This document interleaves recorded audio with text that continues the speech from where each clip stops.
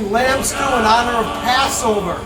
I'm bad at storytelling. I think evil passed over the doors of the Jews that put lamb blood, painted some lamb blood on the side. Something about them crossing the sea when Moses split the sea so they could escape Egypt, and the Pharaoh, let my people go. I'm not a very good storyteller, but I might have just nailed it.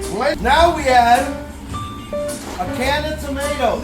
Remember how my cheat code was oregano, basil, parsley, and chili flakes? That's an Italian cheat code. Activates your taste buds. The Italian in me insists on a can of tomatoes. Okay, nice and slow, nice and slow. Full porn, nice and slow, Jose. Beautiful. Nice and slow, nice and slow. Who cut those beautiful potatoes? Thank you, Yareli. Thank you, Yareli. 1 hour. Let our people go.